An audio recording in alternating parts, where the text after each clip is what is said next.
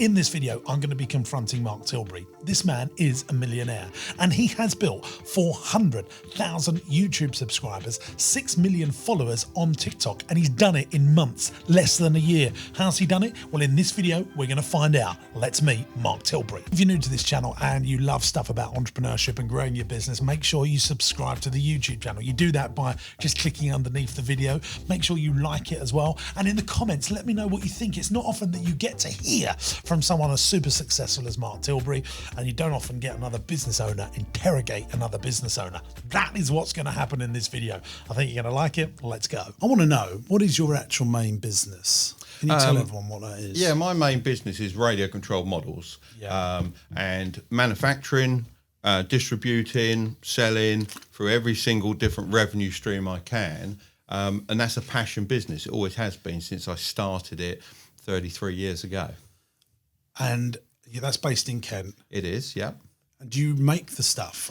Yeah, yeah, certainly. Well, the shop, we have a shop and we have a distribution business. So we've got two main key businesses. One is designed to be manufacturing and B2B, but we do lots of other selling from that side as well. And the other is obviously a B2C scenario. The B2B, we do all the manufacturing for that, and we do all of that in China. So that involves me going out to China once, twice a year, designing the product. What part of China? In the meantime, Shenzhen. Right. Which is just outside of Hong Kong. Yeah, that's where I go. Oh, there you are, see. And also, I've just started doing some business for a company in Wuhan. There you go. So I've got to check that stock when it comes in, that's for sure. But quite a few little areas. Shanghai. So do you go to Canton Fair and see, or you don't? I've never been to Canton Fair because it's more toy related, which I know you're into with the teddy bears and various things. But I've been to the Hong Kong Model and Hobby Fair. But generally, because I've got my contacts, I will literally go out, stay in Hong Kong overnight, and go across to Shenzhen and do all my business over there. So the business. So for everyone knows, Canton Fair is like a massive trade show, isn't it, for people that literally want to buy anything in the world. Yeah, and it's like over 8 weeks long, and I've been there. It's just exhausting the amount of stuff to see. So, but who are your competition? So is it Airfix? Is it? No, Airfix aren't competition. I mean, I sell Airfix within my store. A bit like yourself. I mean, you'll have your own lead lines that you want to promote and push with the higher margins on, but you've got to supplement that with the brands that people know. So you stick those in, nicely as well. So your brands such as Airfix, Hornby, I'm not going to be able to compete with those, and they're very specialist in what they do. Yeah. So what I do fits the gaps within the market. So I design, one of my aeroplanes I designed is the biggest selling model aeroplane in the UK currently. How many did you sell? About 5,000 a year of that particular aeroplane, So how many containers are you bringing in a year? Probably 12, 13 40-foot high queues, around that sort of area, roughly. It might be a little bit more some years, might be a little bit less. I think we maxed out at 22 one year, and that was a few too many, to be honest. So, and we ended up having more warehouse than we wanted because we'd overbought. So, and how do you get your customers for that business? Well, there's lots of different ways, isn't there? I mean, social media is good, obviously, nowadays. Trade magazines, believe it or not, in our industry, trade magazines are okay still. I know they've died in a lot of areas. What I love about your business, Mark, and when I checked you out, and it's something that I've spoken about lots at seminars and stuff, there's this phrase that the Americans say, there's riches and niches. Yes, there is. And you've got a niche, haven't you? It's not big enough for some massive titan to take you out, but it's high barrier entry enough for not everyone wanting to go over and order 20 containers. Exactly that, and that's why just a lovely little sweet spot. Yeah, and on the drones and things like that, where everyone will think, "Oh, you must have made a fortune from drones." Well, actually, the drone market was the market that flipped over into that bigger area, and because it flips over into the bigger area, it's not niche enough for us. And you get the people like Maplins and so on that were selling thousands and thousands of these drones, but of course, once that imploded, that was the end of Maplins, out of business, because that business model had destroyed itself. So, we're quite niche, but niche businesses can be quite big businesses. Fantastic. Yeah, but I always say a small business is something up to 50 million of revenue. So that's most businesses. Yeah, it is indeed. So you've got a lovely little niche business that has good margins. You've got good returning customers, haven't you? Because they're hobbyists. Yeah. Is that so? I started my career as a magician. Most magicians, most magicians are hobbyists, and they make up the bulk of magic trick sales. It's actually the professionals that are such a small amount of it, but you need all these hobbyists, but they keep on buying stuff and they just do it for their friends and families. There's loads of books. It's a huge niche market, and they have conventions that we all bob along to, and I'm sure it's the same in your. Of course, I mean, in fact, the trade fairs for us are one of our best advertising revenue streams. So you do all that? Well, we go to a trade show and we can go there and just show, not sell anything if we wanted to, and it'll be worth our while. But we take stock along and sell, and it doesn't cost us anything to be there, and we've got the advertising, and then we can make a profit as well. So actually the trade fairs are very, very good for us, and we'll do generally 6 plus a year of those. What's the plan for the business when it's finished? Are you going to exit? I knew you were going to ask me that. Is it going to be generational? What I always do is I always look on a 5-year exit. That's the way I work. And how long have you run it? 33 years. That's not going well. Yeah, but it is going well because I think one of the first things when you start a business is you should have an exit. And I know it sounds the opposite way of doing things to a lot of people, but understanding how you'll exit. No, Mark, I just want to say that is why you're successful. Well, thank you. Because I've studied lots of successful people, and you obviously think with the end in mind. Yeah, and I think if I always have a 5-year exit policy, then really at any point in time the business is sellable because I've taken off all my hats, and I've given them all out to my staff that run everything, and it can run independent of me. So today I can come up and have a nice day with you instead of being within my business and having to be there. So obviously, any point should I want to, or the right offer come along, I can consider it, take it or not take it, as the case may be. But certainly I would say I work on a rolling 5-year exit sort of plan. Are you ever going to What about yourself? No, I'm going to return it on you. What's your exit plan? Very similar to you. I'm actually, I'm listening to you and I'm thinking, is this man me? Well, we are similar. I think we're quite similar. And I've got so many questions bubbling in my head before I actually ask you some of the questions I've planned. For me personally, it's a good question. I build my business to business plans in 5-year chunks. So right now we're aiming to build a £15 million business with a 2.5 million EBITDA. We would have done that in the last year, but that's not going to happen because coronavirus has seriously impacted, especially our leisure and hospitality businesses, obviously. But other parts of our business have done well. But next year, subject to coronavirus literally having a day off. Yeah, it'd be nice, wouldn't it? Yeah, we will do super duper well, and we will probably smash that business plan because I've done all the budgets. At that juncture, and then I have to reassess my ability to run a business of that size. Because sometimes entrepreneurs are not the right people to run a business, in my opinion. Yeah, I'd agree with that. They're the right people to grow a business and start a business. Yeah, and be the visionary for that business to get it off the ground. And whilst I have put business management around me, and my big philosophy is very like you. I mean, that hats thing that you said, Chuds will back me up, who makes all my content. I actually talk like that in my seminars. We all wear the multiple hats. And the last one to give away is sales and marketing, and which I think you've obviously become very good at on TikTok and YouTube, which we'll come on to in a minute. But I must admit, I still find it quite hard. I still want to work within my business, and I do find myself working in it a little bit too much. Well, so I think that's where we're probably very different, because I think I'm useless at managing businesses. Right. But I like to attract great people to come and run them. I've just got so many things I need to ask you, Mark, because it's a very rare that I actually come across someone that is a kindred spirit, if you like, that gets it. And that's what I want to ask you.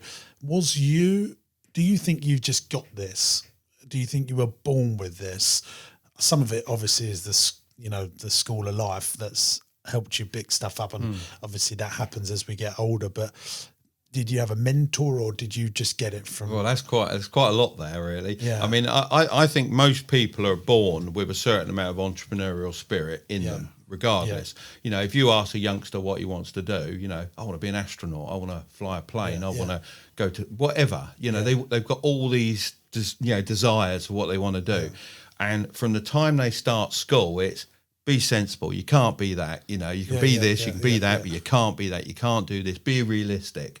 And I think the longer you're in the school system, the more that's beaten out of you, in my opinion. I agree. Even by your parents, and your parents love you, they're the worst. but they can do the wrong things, you know, on the way out. They can worst. praise you too much and make you think you're, you know, invincible, which is no good, because you're going to get knocked down at some time. You won't be able to take it. So I think it depends on your upbringing.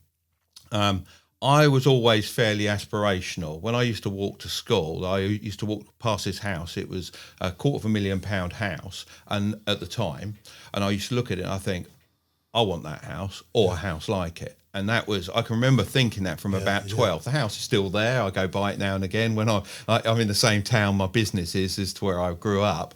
And that would be sort of £1.5 million house now. So when you've got those aspirations as a kid, I think it's harder for the teachers and everyone to knock that out of you when you really have it. But also when you leave school, I think a lot of people think, that's it, I've learned everything there is to learn. You know, now I'll get on with my life, jump into that job, I'm sorted. And I'd never thought at the point I left school that that's when I stopped learning. I think education is from all your life. In fact, you learn more, and I'm sure you'd agree with that. As you go through life, the school of hard knocks is really the real lessons you learn, because you only have to learn them once, because if you make a mistake, you're not going to repeat it, are you? And you've learnt from it. So let's go back to early Mark Tilbury then. So you're 15, 16, you left school. What do you do first? Well, at 16, I actually had 6 apprenticeships offered me, because I put out also. I went and saw the careers officer, and he said, look, you know, you're going to leave school at 16. You're not going to be anything, you know. Maybe you can go on a youth training scheme, I think was the offer. And I went, well, I don't want that. You know, where's the point in that? So I actually lined up 6 different apprenticeships, and I got the one I wanted, the dream job I wanted, which was carpenter and joiner and cabinet maker. That's what I wanted to learn, that trade. I wanted to have my own business, but I was told, again, by my mentor pretty much, you know, get a trade so you know where you are in life. You've always got something to fall back on. And I gave away the other apprenticeships to different people and friends at school. And one of them still works for that same company now. He's a refrigeration engineer, and he runs that business. So it's weird how things turn out, isn't it?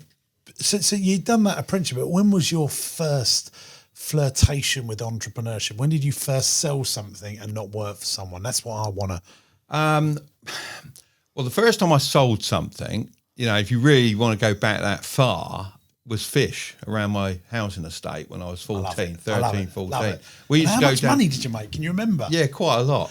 we used to go. I was never allowed to go night fishing. Fish? Mackerel. Well, so you would go and fish the fish? Yeah, literally. I'd get up in the morning really early. I wasn't allowed to go night fishing. Parents wouldn't allow that. So I'd get up. I'd get on the paper train, because they used to bring the papers through in the morning early on the train. Get on the paper train, no ticket office. So get on the train quick and down to Dover, Western Docks. So it hadn't cost me anything to get there. Fish off the pier all day. And you allowed to do that? Oh, yeah. Off the Admiralty Pier down there. No problem at all. I thought that was illegal to fish in the sea without No, it's permission. illegal not to get a ticket on the train, perhaps. But that was a long time ago. I think I'm safe now. I think and we'd catch so many fish. I mean, I don't even know if you can catch that many fish now. I haven't fished for years. So it's 100% margin. Hundreds of fish, apart from the tackle you lost. So I used to factor that in, so to make sure that, because my mate used to help me go around selling the fish. And I used to say, well, you can't have half because I lost, tackle and all that sort of stuff. We used to come back and go, sorry, lost my ticket, mate. All right, through you go. And I don't know how many times I got away with that. And we used to go around, and it was 10 fish for £1. Now, I know £1 don't sound much, but back then, 40 years ago, that was a good amount of money. But no one wanted it. I couldn't believe it. 10 fish for £1. It was a bargain. No one wanted it, so I had to think my entire business plan all over again.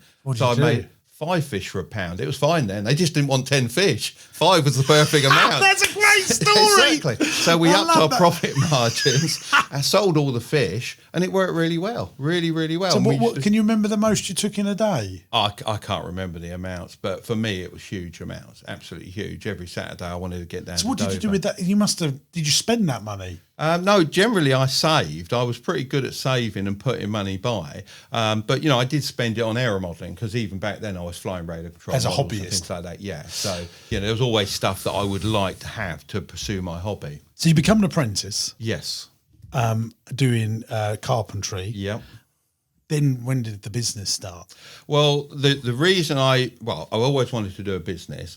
So I basically got a little bit fed up with the carpentry and joinery because I got some really good results in my college and everything. I ended up with the best results of any apprentice that company had ever had, and also a Wheelchair Leadership Award at the time as well. And no one had had that. My boss had come along and, to the ceremony to get the award. And I thought, this is great. Everything's working well. I'm going to get all the best jobs in this company now. And everything's going to be great, yeah? And I got back and they put me onto these blooming bins, making these wooden bins. And I said, I'm better than this. I don't need to be doing this. You could design a machine to make these. Why are you using my skills to do this? And he said, look, you'll be doing this today. You'll be doing it next week. You'll be doing it for the next 3 years. We've got a massive contract with Walmart and you're in charge of the job. We need it done. And at that day, I decided I was going to be my own boss and leave. Oh, lovely. But I had to put it in place. And it took me about 8 months to put everything in place. It would have been a little bit quicker. So what was the first business? It was a model shop. And so Literally you bought a model shop? Well, there's a bit more of a story to it. There's always more of a story to it than that. I actually used to work, while I was an apprentice, I used to work part-time for a model shop because I wanted to learn it all. That's what I really wanted to do. So I wanted to learn the ins and outs of it. And one night we sat down and we were discussing, what you wanted to do, why you're a carpenter when you can sell all this stuff really well. And I was selling all the RC helicopters at the time for him. And I said, well, I'm going to open a model shop. He said, oh, really? What's that all about? And I told him what I was going to call it Model World because I used to watch this program on BBC as a kid called Model World. And I said, that's what I'm going to do, blah, blah, blah. I laid it all out on a plate. 2-3 months later, he'd done it. Same place, same name, exactly the same. He'd taken all my plans and opened a shop. Wow. I was gutted, absolutely gutted. But I looked at it and I thought, you know what? I could jack the job in and bugger off, as it were. But I decided, no, I'm going to stay working for him and I'm going to learn everything I possibly can. Take all the notes, take all the businesses I need to deal with, all the numbers and everything, learn how much I need to take. 6 months after that, he decided it was a waste of time. It wasn't making any money. He wanted out. And I said, right, I'll buy it off you. And he said, well, how are you going to do that? How are you going to pay the money I want? I said, don't you worry about that. I'll sort that out. So that's what I did. Bought the shop. How much did you buy it for? Can you remember? Well, I've never actually told anyone this, so you're getting this out of me for the first time. £25,000 is what. How I many paid years for ago it. was that? That was 33 years ago, approximately. That's quite a bit of money then. It was a fair bit of money for, I was nearly 20 years old, nearly. And to find someone was hard. But what I'd done all that research on who I needed, how much I needed to take, what my average customer was likely to spend in my shop, all of that stuff. I did the perfect business plan. And that's the key, isn't it? Go and see the bank manager, present it to him, and get turned down, which is what happened. And you just went to another bank. I walked out. No, just one more bank. I walked out and I thought, shall I give up on this? Because, people won't lend me the money. What am I going to do? Yeah. And as I'm walking back towards the car, I walked past Barclays. And I thought, I don't know, I'll go in there and tell him I've got a meeting with the manager. And as it happened, he was in a spare hour that he didn't have a meeting. And they thought they'd made a mistake on booking someone. So in I went, put it on a plate in front of him. I just love this. And he said, not many people come in with a really good business plan. And you're a youngster, we believe in youngsters, and we're going to back you. And they said, from that day, we'll lend you the money. And what, 100%? No, 20,000. But I'd borrow. I'd already, saved up over $5,000 at that point as well. As a 20-year-old? Yeah. I mean, most 20-year-olds haven't done that now. No, but I know. $5,000 back 33 years ago. Yeah. That's got to be like 30 grand equivalent today, isn't it? Yeah, and I think I had quite a good lesson when I was about 17. I bought a Volkswagen Golf and I borrowed to buy it. And which was no problem. I was earning enough to be able to pay the repayments, but then the engine blew up, so I needed a new engine, and that put me into too much debt. So I was in about $4,000 debt at the start of that year, approximately. And I said to myself, right, I'm going to be out of this debt by the end of the year, and I actually ended up the year with $4,000 in the bank. Wow. So I'd worked that hard at flipping cars and teaching people to fly models and all that sort of thing. I mean, when you really crack you down, you got very good at selling.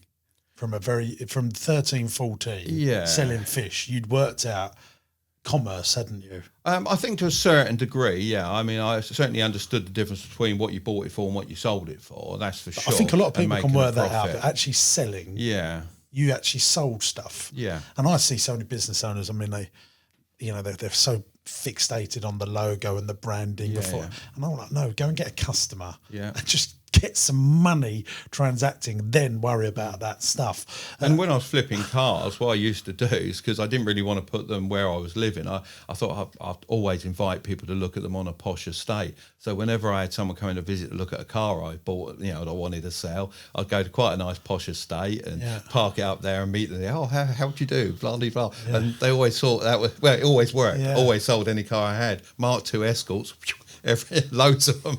I wish I had them now. So your bank manager, can you remember his name, that first Mr. May. You never forget your good bank managers. And do you know what he said at me? He said, well, believe in you and I'm backing you and we're going to give you the money and I'm going to be your first customer. He was down there on the day I bought the business. Oh, is he still alive? I don't know. Have you ever tried to sort him out? No, not really, because he left Barclays shortly after. So I sort of lost contact, unfortunately. But I did find out why the first bank didn't back me, and they didn't like the landlord of the place that I was going to be opening the shop. See, back then, so when you done that 33 years ago, that bank manager was judge, jury and executioner. Yes, he was. Whereas now that's not the case, They can't make the decisions anymore. No, so it's just such a lovely little story. Yeah. And they can't take a risk anymore. No. They want to cover it with every which way they can. So 20 grand, you got 20 grand debt, you're 20 years old. Yeah. How quick do you pay that 20 grand back? 2 years. Oh my God, I love this story. In fact, it was actually probably slightly less than 2 years, but could he believe it, the bank manager? No. So he would then do anything for you? Yeah, then he backed me when we wanted to expand and so paid that back and so that on. 25 grand, was that including the freehold or just the business? No, that was the business. Oh My God, so that really was. Yeah, quite a lot probably of money. Equivalent to $250,000 now. Maybe. I've never thought of it like that. So yeah, it's a fair bit of money. I just love you. I'm just really enjoying this. And it's a passion as well, you see, because I loved the hobby, I could love what I was doing. And, if you can go to work and love what you do, enjoy what you do. Right? Yeah. I never say do what you enjoy necessarily, because you can end up not enjoying it. Yeah, but if you enjoy what you do, absolutely. that's great. And I do. So Mark, you're running this big Airfix model hobby plane business. Yeah. What do you call model bit? Is it just a model business? Model business. Yeah. So you're running this model business. You got decent margins. Have you ever had tight cash flow problems? Yes, I have. Yeah, I didn't What's have caused them. I didn't have any cash flow problems up until probably about 2008, which we spoke about earlier, about that time period. Yeah. That was very difficult. That hit us really hard. Well, the recession hit hard in 2000. People stopped buying models. Well, they didn't stop till about 2009. So I thought I was free of it. I thought, oh, great, we're sailing through this. But then it slowed up, really, really slowed up. And I had a massive, massive purchase option on some stock, basically over £1 million worth of stock from a company that had gone bust. And I'd gone down, I had a look at it, I've gone, I'm having that. I don't want anyone else having that. I'm having that. And I didn't have the money.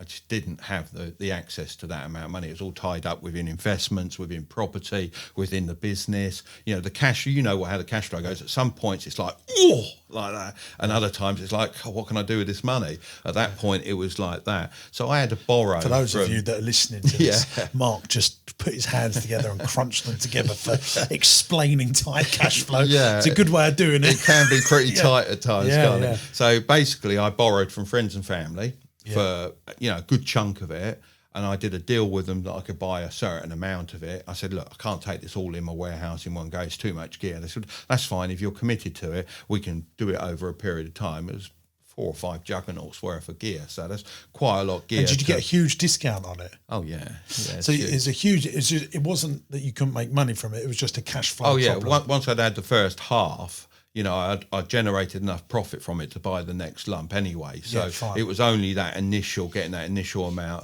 of money together to buy the first half of the stock. So fine. So what sort of revenues do you do a year in turnover? I'm not going to ask for profit, but we're working at about not as much as you actually. Probably about 5 million around that sort of area. Just selling models. Yeah, I wouldn't say don't put the just in. No, but I think that's impressive. That. Yeah. Yeah, there's quite a lot of model people out there. You'll be surprised. I mean, shop-wise, we sell. This is the thing about niche businesses, Yeah. is because you're famous to a few, which is just what I love. When you can, like the magician industry, you're famous to a few. You're not to the 65 million in the UK, but the million that love it will know who you are. And that's when you just, even you find those little things. I think it's the best piece of advice for an SME works business. well. Fishing's another one, isn't it? Where I was just going to say, a lot of people look at fishing as being a small industry, but when you look at how many fishing rods, fishing tackle, all that sort of stuff is sold at ships. Absolutely. The people that, I've seen it on Facebook and places, people that have got fishing stuff, they just buy and buy and buy fishing stuff. It's one of the biggest active hobbies out there. So, and say aero modelling is similar. But obviously we don't do just aero modelling. And that's what you call it, aero modelling. Yeah, but we don't just niche into model flying. We have a niche into model cars, we have a niche into model trains, we have a niche into plastic kits. So although we've niched into models, shall we say, there's lots within that we do very well in. So how big are you in terms of, the top 10 in the country for this? Yes, space? I'm in that. Are you in the top 5? Yes, I'm in that. Are you the top 1? No, I wouldn't have said so. Not on turnover. No. But probably on profitability. Maybe, yes. Yeah, and you look at things in a different way, don't you? I mean, I'm always happy to be number 2, number 3. Yeah, fine. That's fine by me. No one's trying to knock you off that pedestal, and that's fine. Although in my competing sort of mode, I want to be number 1. So would you buy other companies? I have bought other companies, yeah. Would you buy more? Yes, I would, yeah. Why? Generally, I buy other companies for what they've got in terms of stock, web access, and all that sort of stuff. Generally, I'm not interested in keeping that business going. Yeah. Although the last 2 purchases, I was very close to saying, we'll keep those going. The problem is, I recognised some time ago, I had 3 hobby shops through Kent, and I realised that the internet was going to kill bricks and mortar stores. So obviously you need to have your bricks and your clicks as opposed to just your brick stores. So that's why I agree with that. Yeah, I haven't. I still think people, like if it's an experience-based store. It's funny. I had someone on my podcast that is in the archery space. Very similar to you. Yeah. It's a niche thing. Yes, of course. And he's one of the biggest and he's bought loads of archery shops and he's built this all up. Buying power's increased, and he's now centralising the websites and everything. He's doing quite well with it, and I can. But some of them still like to go and visit the store and create a community. But rather than having 11 stores, he's just going to have one massive store. Yeah, and also if you've got a store, you're picking up the phone. If you're picking up the phone, it's good customer relationship. Yeah. And if people know they can phone you, they know they can bring something back, even if they put it online. And I think for me, that's a big difference. So what we've sort of created or trying to create is a South of England go-to place for the products that we sell. And obviously there's what I would call a Midland-based company that do very, very well as well. In fact, there's a couple up there that are very big, so they have to compete against each other. So for me, it's all about making us the hub down here. And the business changed a lot, since 2008 for sure. Let me just ask, so many things I want to ask you, Mark. So many things. Do you sell on Amazon and eBay? eBay, yes. Amazon, no. Why? Amazon doesn't suit our product base very well at all. And also a lot of the manufacturers of the product base that we sell within the store already sell on Amazon direct. So really it cuts us out of the Amazon space. For the niche of products, eBay seems to suit us a lot better. So we do quite a lot of turnover on eBay. So another person's been on my podcast, another niche business. He's called Rocket Railways. Yeah. And he sells model railway stuff, buys second-hand, repackages it. A lot of money in that. He does it very well. He done £250,000 from scratch in the first 12 weeks of lockdown. That's good going. And he's loving it. And I couldn't get enough railway product during the start of lockdown. Seriously, could not buy enough. We were just wiped out everywhere. We had a £10,000 order in from one model railway scenery manufacturer, and that was gone within a week and a half. Wow. Gone. Sold out. The racks were empty. But the reason I asked about Amazon and eBay, and for our business, we make teddy bears, Teddy-tastic. Since we've uploaded to Amazon, we've seen more direct sales on our website. Yeah. And I think that people using Amazon, possibly eBay as search engines and then going direct to you. Have you noticed that? Absolutely. I always say to anyone that the eBay is not about just the sales you make; it's the free advertising you're getting as well. So we actually spin off, I would say, another sell almost at least probably more from every Amazon you put like a catalogue in there, do you, every order? Yeah, of course, because it's free, isn't it? And also they'll see it and they'll research you. And funnily enough, I've got to go and collect something in Romford that I saw on eBay, contacted them and said, I'd like to come and pick it up because I'm up in the area today. This was yesterday. I spoke to them. They said, oh yeah, fine. If you're coming to collect it, we'll give you a better price as well, and you're not paying the shipping. So, it's always a good advert, isn't it, on eBay? You can always find another customer. What do you do with the profits that you make in your model railway business, in your aero modelling model railway?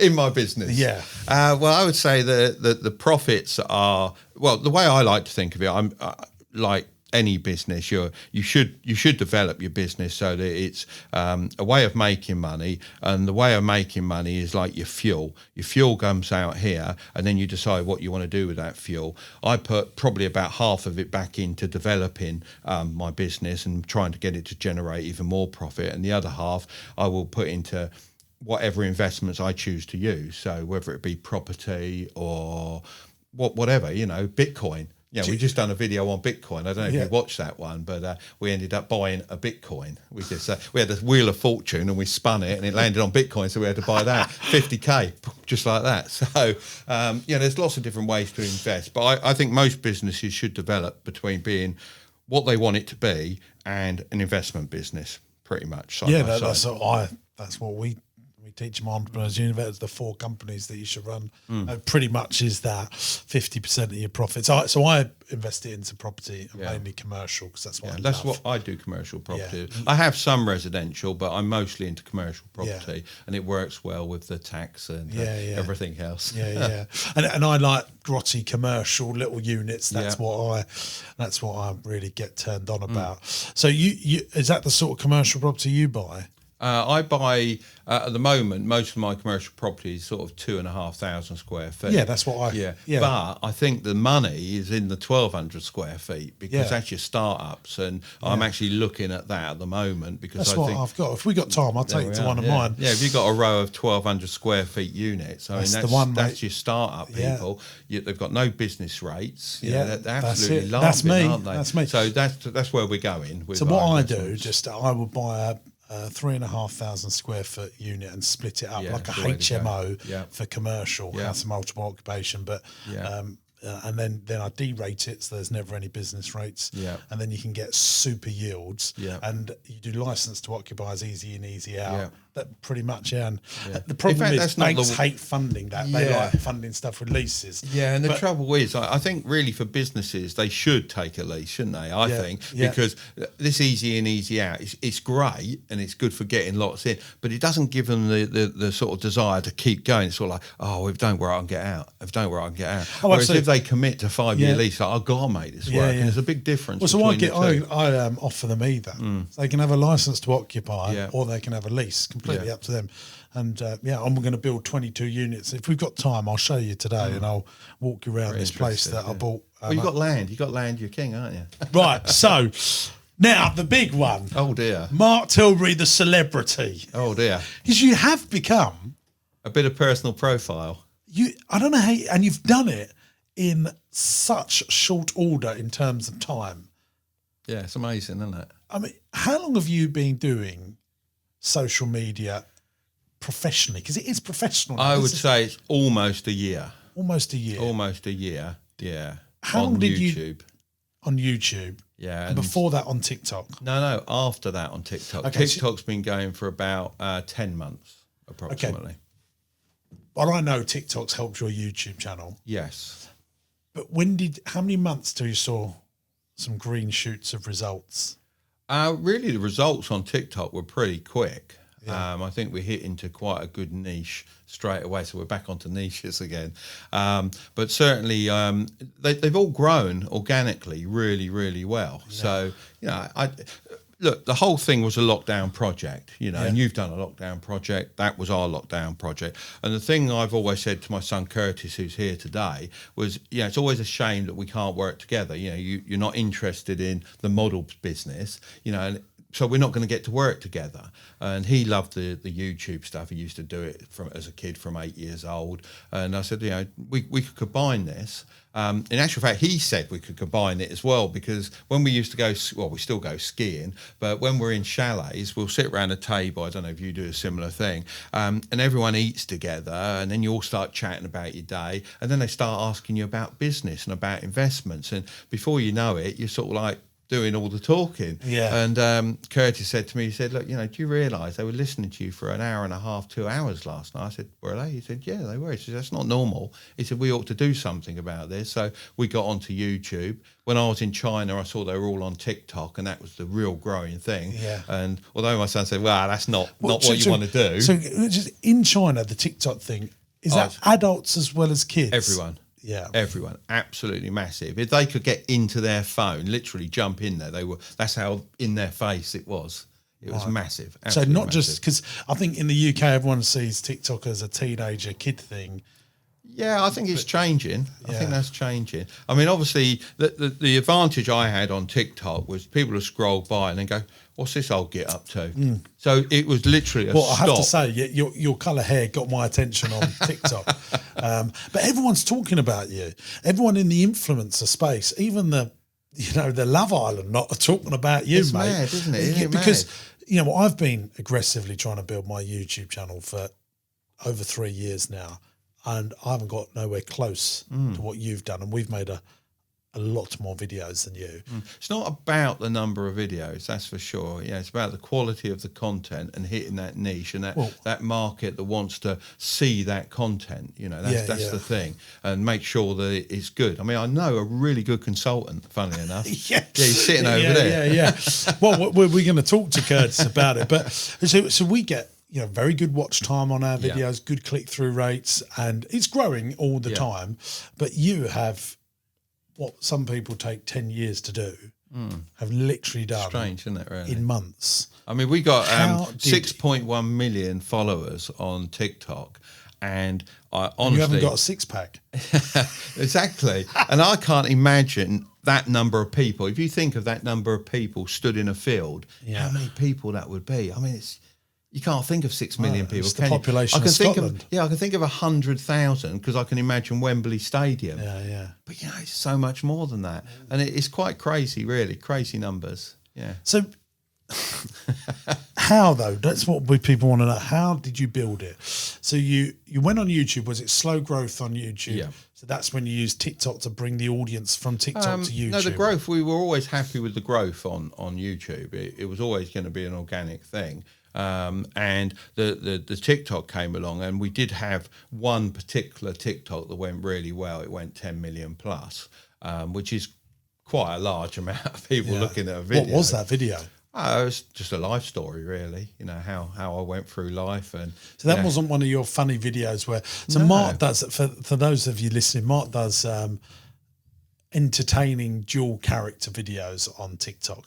Don't you, in effect, and you tell people about mortgage advice, credit card, like for real basic, but a lot of people don't know the basics, and you edutainment, yeah.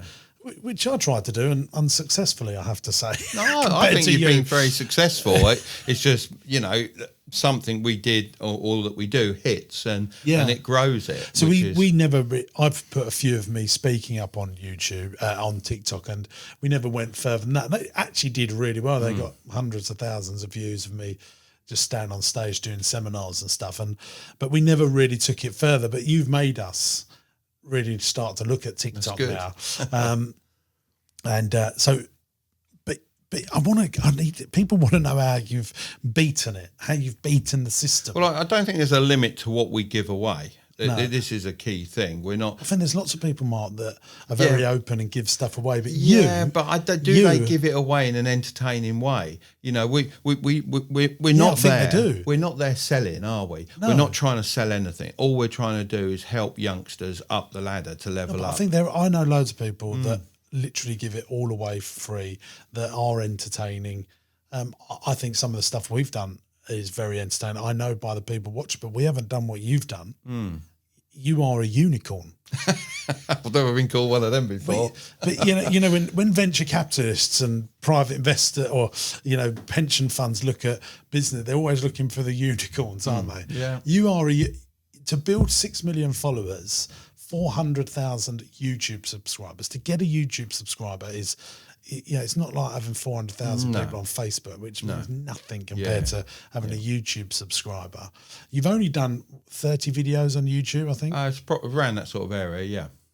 It's sensational. But you say only, you see, I mean, a good YouTube video will take us, and my son, at least a week of research and planning and producing and editing and crunching down, getting rid of, quite a lot of good content to make it a really good, entertaining 10 minutes, 15 minutes of YouTube video.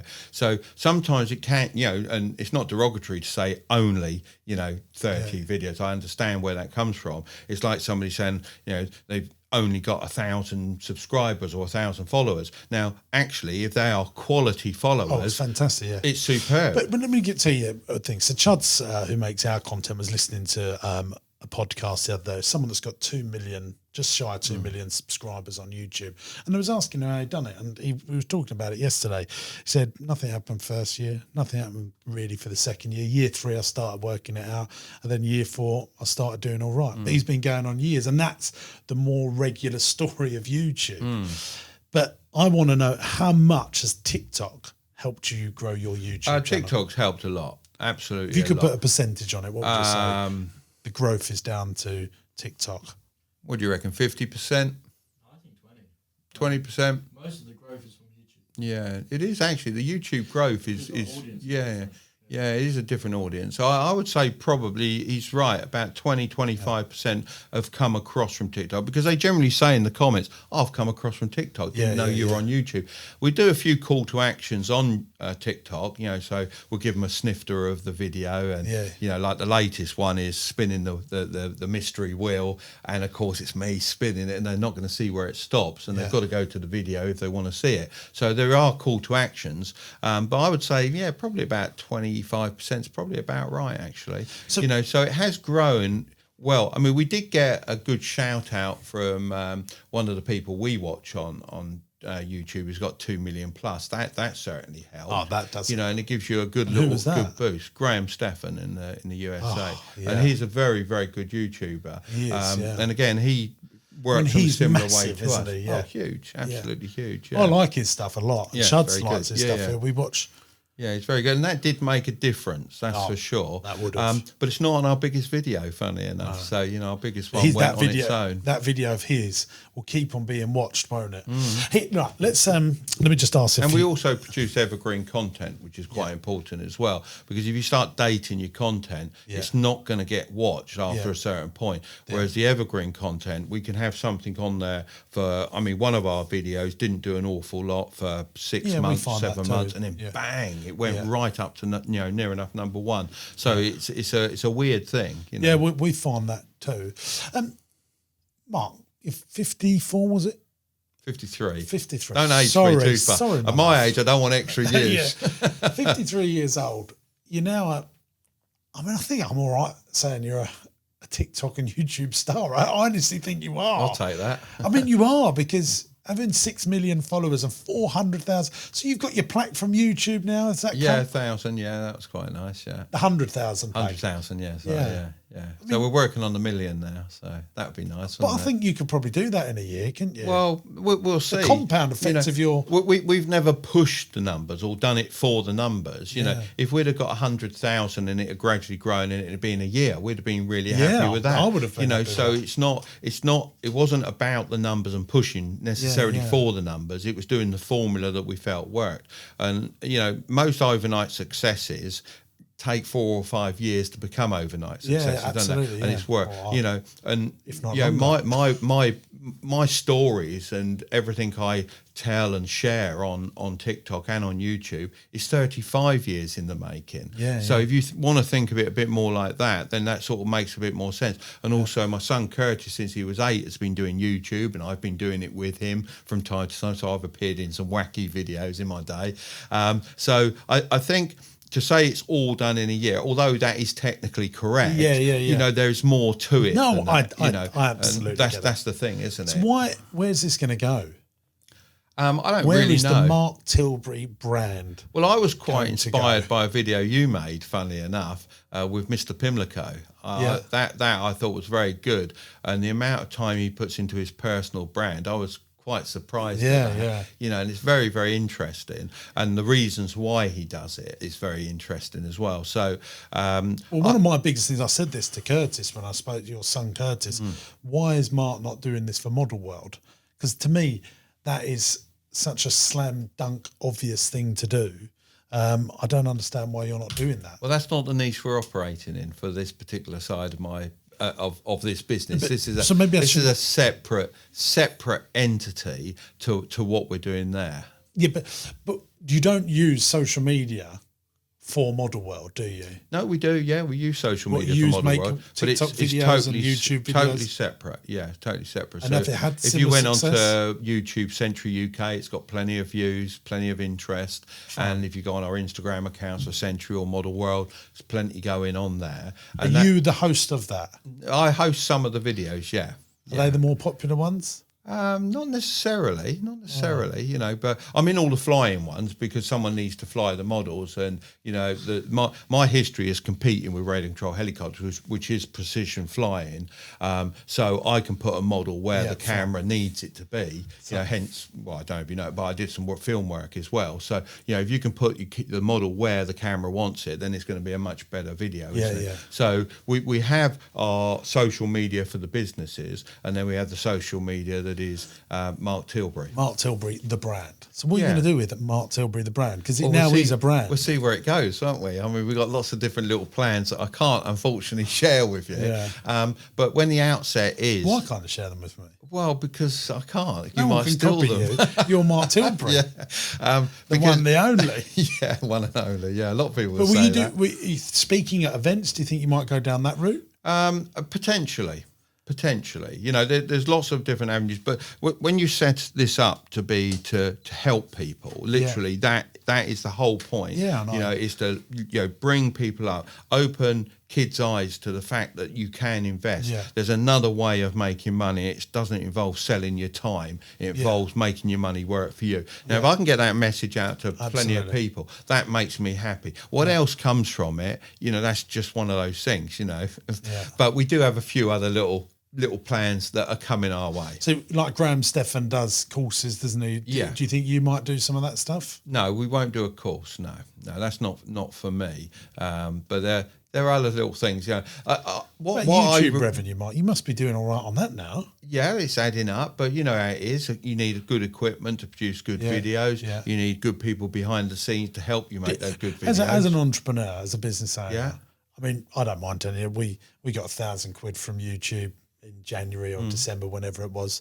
I mean, it's out of our whole portfolio, it's a teeny weeny amount of money, but it's one of the proudest £1,000 we'd ever earned. Yeah. You know, Well, you're like me, I'm sure. You know, if you make some money, it's a little celebration. Yeah. Let's move on to the next Yeah, way yeah. of making money. And that's always going to be the way. And yeah, of course we earn a do little bit. TikTok pay you? Yes, they do, yeah. Do you make more from TikTok than YouTube? No, we don't, no. You're very close dagger on this sort of stuff, aren't you? Well, the thing is, my wife is very private, and there's a certain amount that she... Well, she can't be private anymore. You got six. You're gonna start having people taking pictures with you in the street when the world goes back to normal. I know people that have a couple of 100,000 followers on YouTube that literally get stopped. I They're think not as I big think as the you. benefit that So you're gonna have to tell your wife, get used to this. Yeah, sort of I think the benefit is that being an older chap, people don't tend to approach you as much. don't know because we've been in lockdown for a year. Yeah, I know. We'll see, won't we? You will. Get mobbed. Yeah, I think people. young people are just going to come up to you in high streets and stuff and go, Well, I did get papped the other day, so there we go. it's going to start happening more and more. I was picking up These someone. YouTubers, you could be on Love Island, Mark. Oh, hey. She's definitely not going to be very happy about that, is she? No, right. I've got a few more questions. Do you have a manager that runs your business, or are you? I have several managers within my business. Do you have an MD? I have a general manager who is going to be elevated to COO very, very soon. Why have you not done that before now? Are you a control freak over your business? No, definitely not. I always see us as a team, and I always talk as the us and the we rather than the I, because every good business is a team of people. Absolutely. I always thought the person that owned the business is the managing director, so I've always given myself the MD badge. So you're going to have an abundance more time when that goes in place. So what do you do with your time, Mark? Well, I wouldn't say I have an abundance of time. In fact, I got asked the opposite question the other day: is how do you find any time? But I always say a busy person always finds time, and if you want something done, ask a busy person to do best it. phrase in the world. Yeah. If you don't, you've had it. Haven't you? Really, they're not going to get it done. What do you do? Like, what are you going to do tomorrow? Yeah. What do you? Tomorrow. Well, tomorrow's back in the office. Tomorrow, I now take 2 days out for my social media, and this being one of them. Tomorrow I'm back in the office. Now my emails, even though I cut them and spread them out, will take me the best part of the morning to get through. I've got a design I'm finishing off that needs finishing. It's been test flown. It looks good. Just finishing off the and you enjoy doing that stuff. I enjoy that. Yeah. So I don't want to let that go. And what I'm doing is I'm building a family of models at the moment. And those models, you look at one and another, it's part of that grouping. And a lot of people are buying into that grouping of models, and it's working really well. I've just started dealing with Vietnam as well for making models, and I really enjoy that, and I like to a certain extent the travelling side of it. Yeah, I mean, you can have enough of it as well. It can be lonely in China, can't it? Do you know what? Not many people would say that, but I had a 3-week trip to China, and I phoned up Virgin. I always fly Virgin. I'm quite loyal, and I phoned them up and I said, look, I'm a bit homesick. I've been here, nearly 2 weeks. I need to get home. What's the chance of getting a flight? So, well, we've got no seats left. We're sold out. We're sold out on premium. We're sold out on economy. Oh, we can you can go first class. I can't afford that. He said, look, Mr. Tilbury, you always fly with us. Looked at your records, £300, and you can fly first class home. That's the time of being loyal. But going back a little bit, it's the being homesick and being lonely, because I always tend to travel on my own. I may not now. I may travel with my son, because obviously there's photo opportunities and stories to be told while you're out and about in these places. But before, that's a cost that you don't need to incur, isn't it? That you travel. It is lonely in China because it's not Hong Kong, is it? And I think you'd probably struggle as I do. What I struggle is with the humour. I mean, I like a little bit of banter and a little bit of humour in my business life. And when you're out there, they don't get it. They really don't. So you're going around with the translator. That's what I do. Actually, I don't. I used to. Oh, you speak Mandarin now? No, definitely not. Drop that. Definitely not. No, that would be pretty cool, wouldn't it? No, I used to use a translator just initially after my first trip, where I didn't. I learnt the lesson, and then after I did. But now I don't. No, most of the people I deal with, we can talk together, no problem at all, pretty much. And I've got some good friends out there now as well. So that's taken a bit. You of always that go similar time away. of years. Normally go in March, but you didn't. I was banned. I was going this year, and my missus said to me, "If you go to China, you're not coming home. We ain't going to be together anymore." I thought, okay. Well, I was looking to she book was to petrified. go. Well, I don't blame her. I mean, I was looking to go this March, and because normally if you booked and then the flights couldn't go, you'd get your money back. But now, you're probably aware, if you book, they'll only put your booking to another time, and you might have to add more to it. So you're going to be in an expensive time to go, whatever it happens to be. But the year before, in March, I was due to come back from skiing on the Saturday. On the Monday, I was off to China, and obviously I had to cancel it, didn't I? Because there's just no way. So you just liaising with China remotely now? At the moment, yeah, but it's not the same, is it? No, it's not the same. But the advantage of visiting is you press the flesh, you meet the people, you build up a relationship, and they can make if you're there for 3 weeks, they make you a sample, and you can get it Got finished. it, exactly. Yeah. You know, you can go out, you can go back a couple of times, Yeah. test it, that's not right, you need to work on this, that, And and how the many other. factories do you use in China? Well, it was probably about 14, 15. And how far away from your hotel? Oh, some of them were a long way. I've been in a That- 4-hour traffic jam Yeah. for That's 60 miles. Yeah, that's so tough, that. And it Oh, wears you terrible. down, doesn't it? Yeah, really wears you down. But I mean, in Shenzhen, they got a new road that goes out over the coast. I don't know if you've been on that goes all the way up past the airport. That's made things a lot better.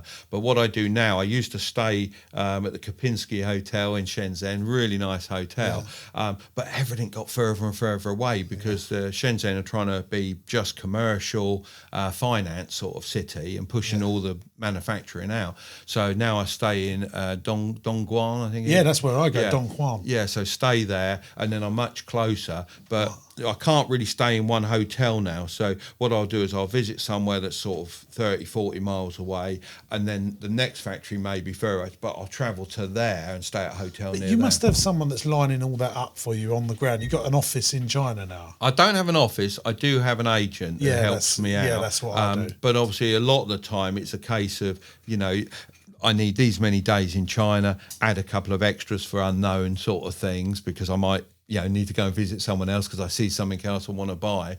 So yeah, it's quite good fun. I mean, it's hard, isn't it? Logistics of that sort of thing are much harder. If you tell someone to go to China, it sounds easy. I'm considering moving our manufacturing all to India, and I've spoken to agents in it for a number of reasons. The shipping's a third less. It gets here quicker, and the second language in India is English. Yeah. And I buy all my uniforms for my businesses Yeah. for India, so I've got a good relationship Yeah. with them, and we're considering setting up our own factory.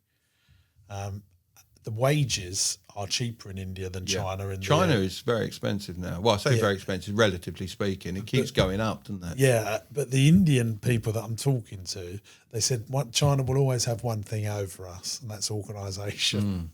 We haven't got that in India yet, and that's them saying that about themselves. You know, because it is a controlled society, isn't it? So, well, I've moved to obviously some of the manufacturing to Vietnam now as well for the ranges I do, and I got to admit that's one of the nicest countries I've visited. I'd never say China's a nice place to visit. It's dirty, smoggy, horrible, but Vietnam was absolutely gorgeous.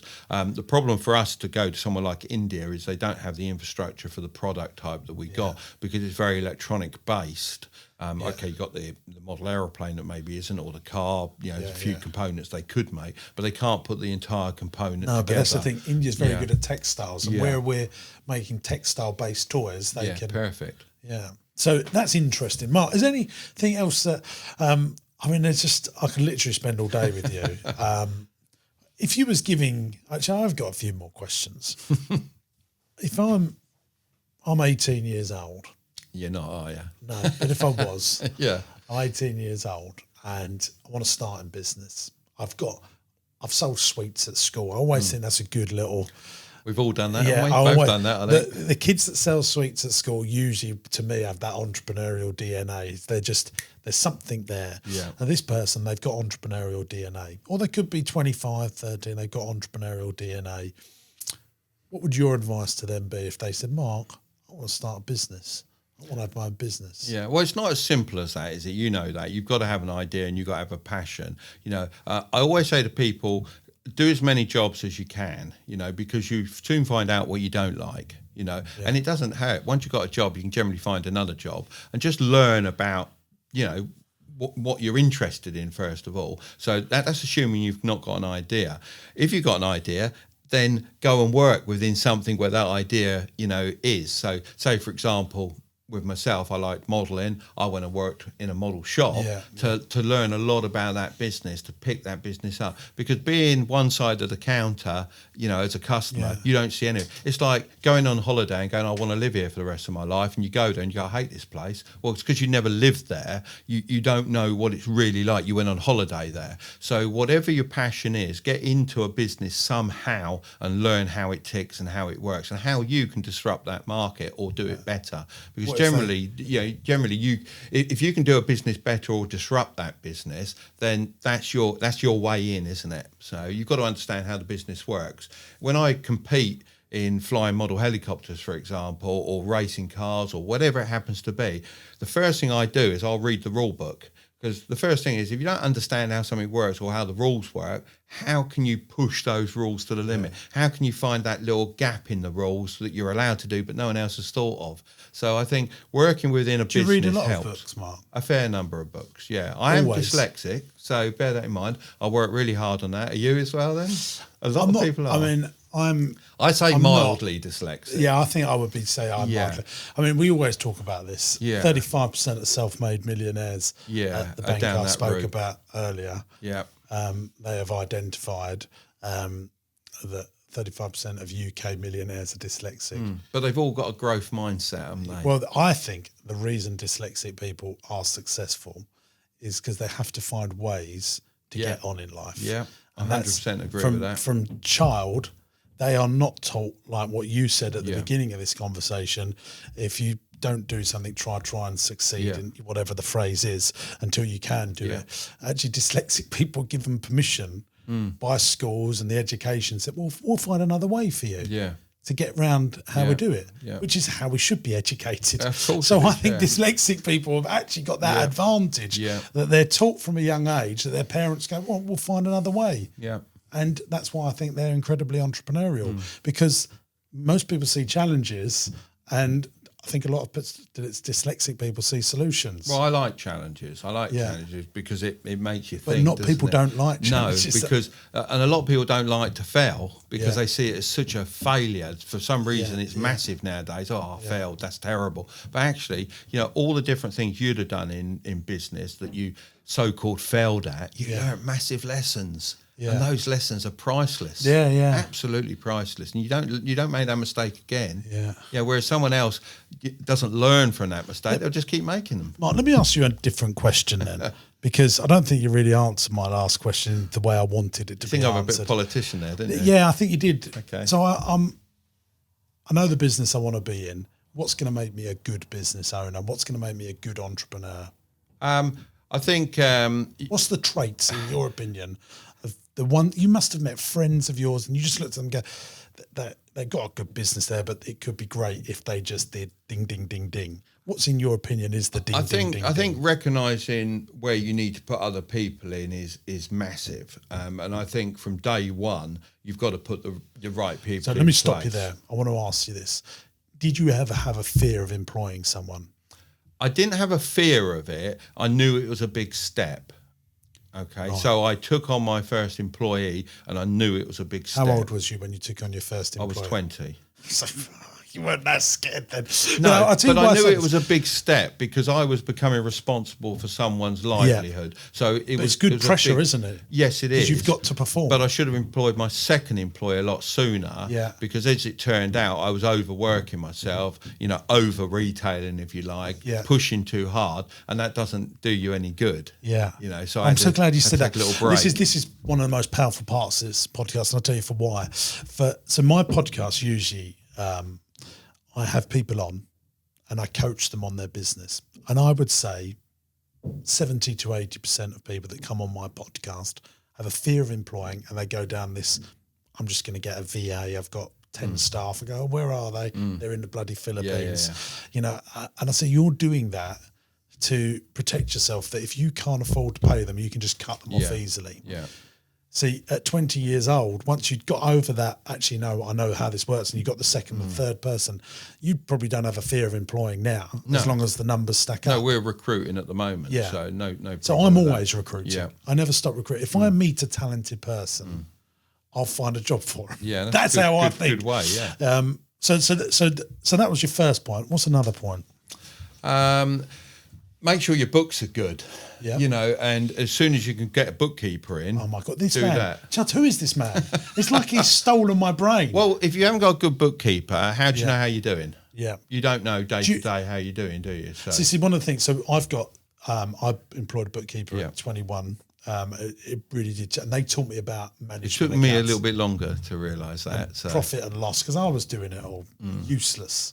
And I think we got to like 1 million turnover before I even produced profit and loss management because no one told me what they were. Yeah. But the bank asked me for them. And you went, oh. I didn't go, oh. Yeah. I went, yeah, I do them. Yeah. I need to got out for, I better find out what this is. Yeah. And then I went to because accountant didn't tell you, and I worked it all out. And then I employed a bookkeeper, and she produced me a monthly profit and loss. And you went, changed, look at that. It changed everything. You know for where me. you're going, don't you? Because I was managing my bank account. That's how I was like, right, whatever cash is in the bank is the health of the business, which is just catastrophic. Of course it is, yeah. And so I learned that very quickly. And one of the things that changed my life was I read a book by Felix Dennis called How to Get Rich, which is up here somewhere. And it's one of the best business books. It's quite sad. Have you read it? No, I haven't. No. It's quite a sad. I will book. now. It's not. So, do you know who Felix Dennis was? I've heard the name, but I don't he's know dead. him. Right. So you can't go and but when he died, he was worth £500 million, and he owned lots of niche businesses in the magazine sector. So modelling magazines, Computer Active, all of those niche, Horse and Country, The Week, niche magazines. And one of his rules was employ an accountant before you can afford it. I think my business would be double the size now if I'd sacrificed, and I've always sacrificed my own salary to grow my business. As I have as well. In the early days, but I should have invested. I should have sold a house that I've got to employ a fully qualified accountant much sooner. Well, the mistake I made in that sort of same sense was I didn't get a good enough accountant early enough. Yeah, so it's a similar thing. Yeah, I actually went for on price and then on price again and then on price again. Yeah. So it took me 3 times to learn that I was behind the curve on the accountant I needed. And every accountant say, yeah, we can do that, but they don't understand your business at that stage. So we've got accountants, Mark, that are outside the bit that sign everything off. Yeah. But I've got a fully qualified chartered accountant that works solely for me full time. That's a good move. And so when I was doing 3 or 4 million of turnover, knowing where I wanted to go in my life, because I knew that I wanted to build a national brand, I wanted to grow my business, I should have just brought them in then. And I don't know why I didn't do it. No, it's all learning, isn't it? You didn't go to business school, did you? No, but I didn't go to business school. No, I know that. And you didn't watch videos that you produced telling you all this stuff, and nor did I. And this is all the stuff the kids have now. If they want to access it, it's all available to them. And I think, I don't know, let's say you paid £500 a year for advice and help in running your business or starting your business. If you started out, if I'd done that, I'd have made £5,000-10,000 more that year just by spending that little bit of money. Now I know that now. But it wasn't available at the time. The funny thing is, like when so I'm 35, you're 53, but even when I started Don't keep rubbing that in. 16, 17, 18, when I was starting to find books, I could get the people that were on Dragon's Den, Richard Branson, I've devoured, but it was very small. I didn't know where to go. Have you met him? No, he's my hero. I love him. He's cooked me spaghetti bolognese in his kitchen Don't at home. Don't tell me that. And we've chatted, slurped spaghetti. You know what? Some people know people, don't they? I love him. I was teaching his son to fly radio control helicopters, and I arrived on this particular day, and he was there on the Saturday, and he said, "Do you want some lunch? I'm making spaghetti." And I went, "Yeah." So I had a really good lunch with him. Yeah, how about that? It's nice, isn't it? Is he lovely? He's fantastic. Yeah, fantastic. Yeah, really, really good guy. He's very family orientated, and which is amazing because a lot of people in real high business seem to forget the family side, which it's all about to me as the family side. What do you do it for if it's not, for your family long term? That's what it is. And very nice guy. Yeah. So out of everything, all the books I've read, and then I've done loads of my 3 favourite business books on YouTube. Losing My Virginity. Yeah. He gave me permission for your first point that you've made to employ people that you're not good at something. Yeah. He gave me permission to do that at 16 because it retrained my brain. This makes complete and utter sense to me. I shall go and do that. Well, a lot of people think they've got to become the person they need to be. Now, I always think if you study and train and everything as hard as you can become 80% as good as an expert, maybe a little bit more. But you can't make that expert status. So employ someone. Don't waste all that time becoming 80% as good as that person. Put them in place, get them doing that job. Be good at what you're good at and keep doing it. So let's get to the ding-dings. Number 1, you said employ people that can fill in your weaknesses. I totally agree. Number 2 is get a bean counter, Definitely, a numbers person. 100%. I totally agree. Next point, there must be another one. Oh dear, you're pushing me now. Well, so far I completely agree with you. I mean, Yeah, I would say invest earlier as well, because probably. what do you mean by that, Mike? You can't just say that. What do you mean by Well, invest you're early? making profit, aren't you? And you need, rather than just spending it willy-nilly, you really need to invest in your future. Put that money away. The thing that I've always had is something to leverage against when I've wanted to borrow. And if I'd have started it a bit earlier, anything about investing is all about doing it earlier, isn't it? Yeah. Now, any 50-year-old you knock in the street and say, what would you wish you'd done? I mean, actually, they won't say, I wish I'd invested less, would they? They might not say, I wish I'd invested, but they wouldn't say, I wish I'd invested less. Yeah. Everyone wishes they had more. Now, if you start when you're young, the younger you start, The compound just grows, doesn't it? it's a wonder, isn't it? It is a wonder. So, as soon as you've got money put by and invested, you've got leverage, haven't you? You can always get money off your money.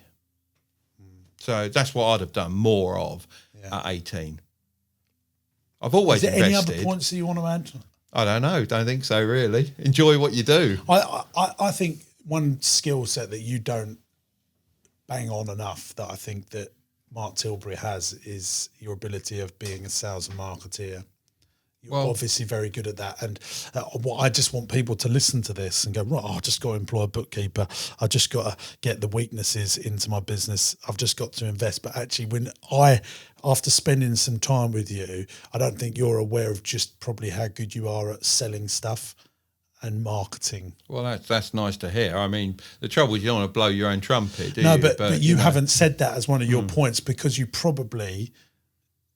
because you can walk easily, because you can breathe easily.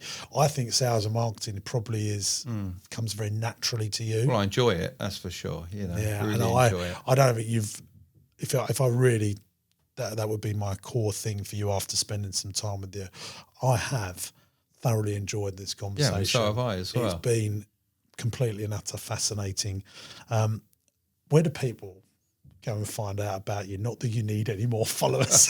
Well, they can follow obviously on TikTok, which is Mark Tilbury, on YouTube, which is Mark Tilbury, and on Instagram at Mark Tilbury. We're also on LinkedIn. How many Instagram and pushing followers that a bit have you more. got? A couple of 100,000, something like that. Shut up, you haven't, have you? Yeah, about that. Yeah, around that sort of area. Have you got the blue tick now as well? Yes. No, that is actually a big problem, and you probably find the same. I mean, obviously. You've managed the blue tick, have you? No, I haven't. No, I hard, think I've put a lot more effort in than you and got nowhere near where you've got. So, well, getting the blue tick on Instagram is a real problem because scammers come on and pretend to be you and all the rest of it, and they know that. So they should be really doing everything they can to get you, verified. And we've only got so many social posts that qualify for that, and we're not going to pay for it. We made a decision some time ago that we're not going to pay to be in the paper, which you can do, or pay to be on telly, or all the rest of it. We'll wait. But they should be aware, if you can provide your passport, who you are, your back history and all the rest of it, you should be able to verify yourself, and it's quite annoying actually. So before we go any further, Mark, and before we wrap the podcast up, which has definitely been the longest podcast I've ever done, I want to ask, what's the 3 highlights of your life so far? Oh dear, there's been too many to put 3, but I only want 3. Okay, you can only have 3. Being a medalist at world and European level at radar control helicopters, that's massive. Yeah. Winning a couple of car racing championships, having a great son and a family, flying the helicopters in Black Hawk Down because I always wanted to be in a big film. How many kids have you got, Mark? I've got just the one. I found out how that happened and cut that out straight away. One, and then you were done. That was it, yeah. The Mrs. said, what happened there? Right, that's it. And you're in I've checked out and said you're obviously in a really happy relationship with your wife as well. Yeah, I mean, that's super success, isn't it? Yeah, I think, if you've both got your own life, you both do your own things and you're not jealous of one thing or the other, and you do your things together as well, that's where it works for me, and that's great, Did she ever get cross with you with the amount of time you spent on the business? Well, if I say to you that Curtis was born and within a week I was off to the States to fly in the United States Championships for model helicopters. You know, she's quite an understanding wife, isn't she? She'd let you do that, and she wasn't bothered. I think she quite liked it, actually. I was out of her hair for a few weeks. Oh, but dear. I think you've got to have your own time, haven't you? You've got to have your own time. You've got to have your together time and not be jealous of whatever anyone else is doing. So that's how I make it work. Mark Tilbury, it's been an absolute pleasure. Pleasure's all mine. For being on the business broadcast. Ladies and gentlemen, Mark Tilbury, thank you. Thank you very much.